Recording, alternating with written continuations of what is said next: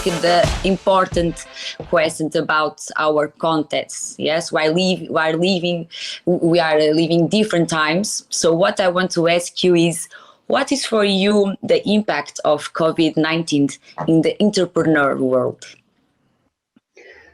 Thank you, Marta, for the introduction, and congratulations to organizers of this particular summit. I think United Arab Emirates is now on its way to become a regional innovation hub, and this is great. Marta, after Mr. COVID decided to travel around the world, many things, as you know, changed. But as a matter of fact, impact of change, we are going to meet with them in the coming years more. But we have some expectations. For example, we understood that even the most developed countries of the world have challenges in daily life.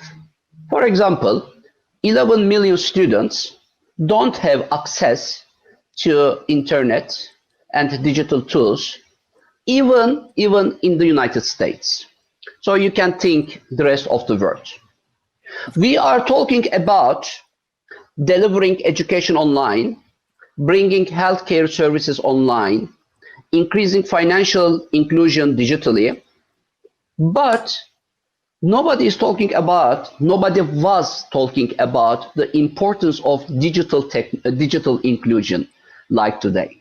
So we understood today that digital inclusion comes before digital financial inclusion, digital educational inclusion, digital health inclusion, etc. There are 2 billion unbanked people in the world today, in the 21st century. And we don't know how these people are reaching to online education services or health services. We have no idea. So Mr. COVID, as a matter of fact, opened our eyes in many areas. And these opening eye process will bring and are bringing great opportunities for entrepreneurs, startups, and creative thinkers. The challenge today is business transformation now is a must. From the smallest SMEs, companies, startups, to the biggest companies. But what about the financing part of this business transformation? World Business Angels Investment Forum I am chairing is in the board of the Global Partnership for Financial Inclusion of the G20. Queen Maxima of the Netherlands is chairing this board, GPFI. And we were talking about the importance of digital financial inclusion, and we started now talking about the digital inclusion and how SMEs, how small companies are going to finance this process. Why we are talking and why we are carrying this? Because business transformation is not a cheap process. And entrepreneurs today are lacking from finance. They have challenges within their companies, and our research show that they will start leaving financial problems to run their businesses after November. So how can we invite small companies to invest in digital transformation and business transformation while they are financing the salaries of the next month? So this is a big challenge, and I think governments and policymakers should start considering this. Otherwise, these businesses will close the doors and we are going to lose jobs. And this will have an impact on social justice and wealth creation process and increasing the quality of life of people. A few months ago, I made a online meeting with the president of the United Arab Emirates Business Angels Association based in Abu Dhabi.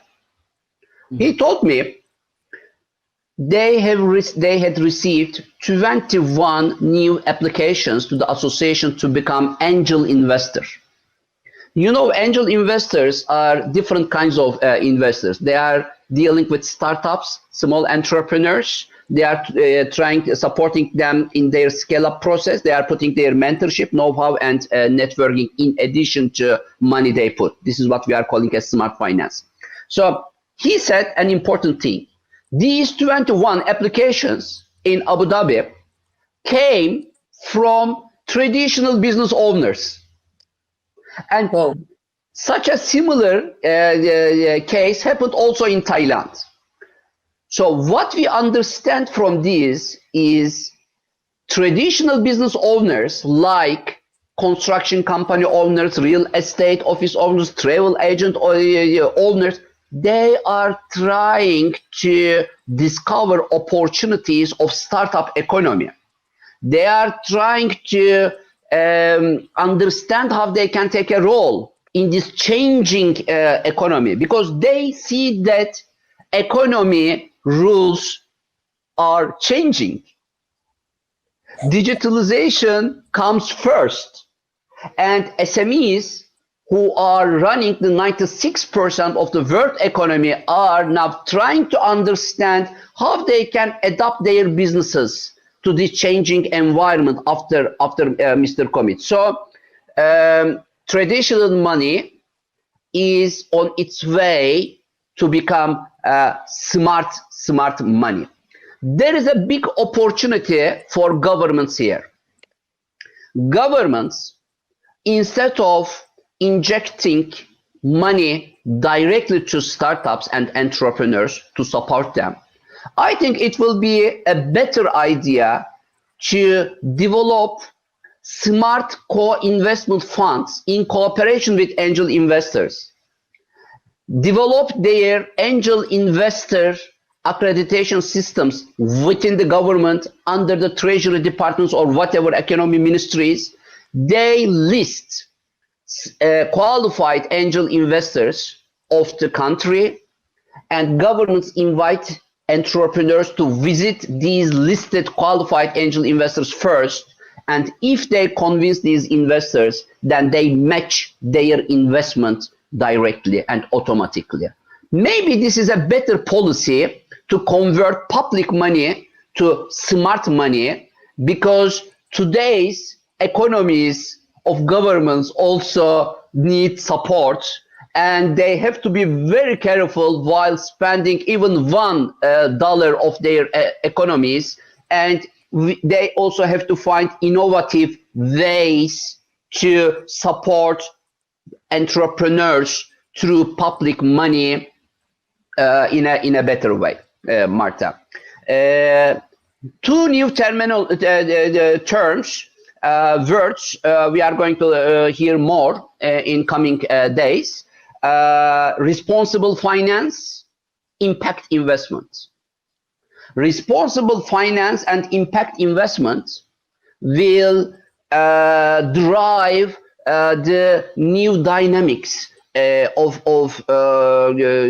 coming days in economy world. Online education, online health services, any tool to increase digital financial inclusion will be very welcomed by impact investors, and also will be very welcomed by policymakers to support. I think this is the general landscape that I can summarize for you in these 15 minutes, and leaving the floor to you now. Yes. So we understand, of course, the super role paper of the technology in this contest, but I think another challenge I can think is the teams. Yes, the work in teams. Now the things are very different.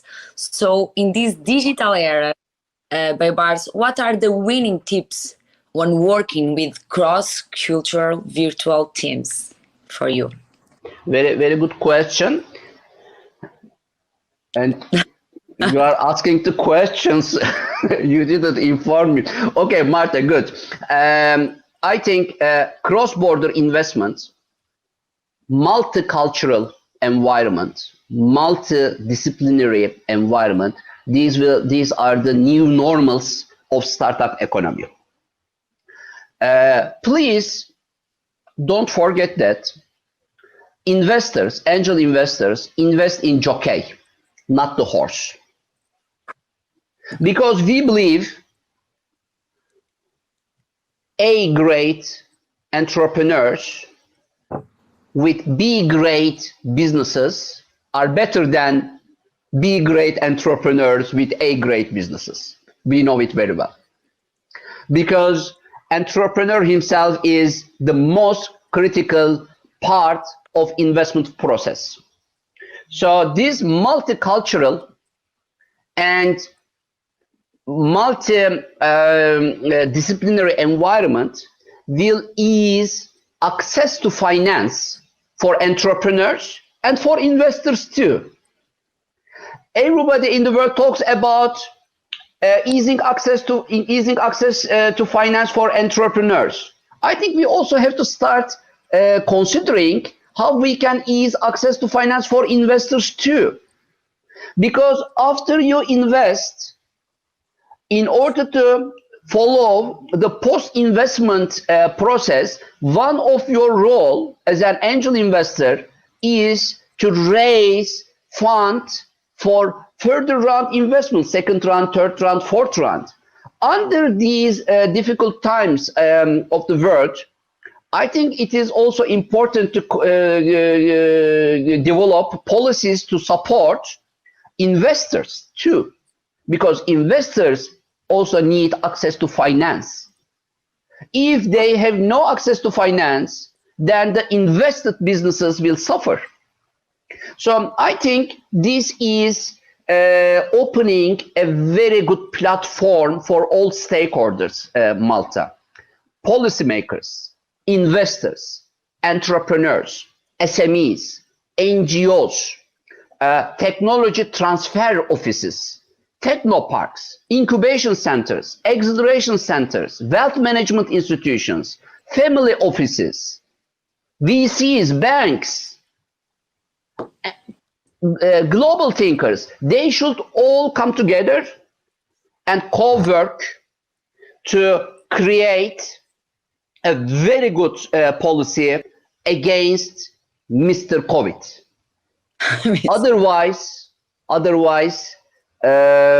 we may expect some problems in jobs creation statistics, in wealth creation statistics, and in the increasement of economies.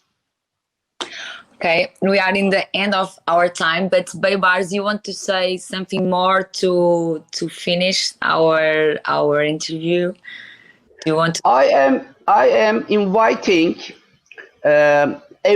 everybody, not only investors, not only entrepreneurs, not only policymakers, everybody, every citizens of the world, to think and develop innovative ways of supporting economies, because this is what governments need. Governments need great ideas today. Entrepreneurs need great ideas. Investors need great ideas, and idea is produced from our brains. It is not coming from the moon. So I think this we have to find ways to benefit from the challenges Mr. COVID created for us. But while benefiting from these challenges, of course, we have to find ways to keep our ways according to ethical rules, and we have to give importance to standards of excellence, and we have to understand the importance of quality leadership today more. So ethical governance, standards of excellence, and quality leaderships are very important three issues that everybody will need in the coming days. So I am thanking so much, Marta, for your questions, and I am thanking so much to Sharjah Innovation and Technology, the Center for organizing and hosting this important particular roundtable. And I hope you and audience found a rewarding experience by joining this interview. Thank you.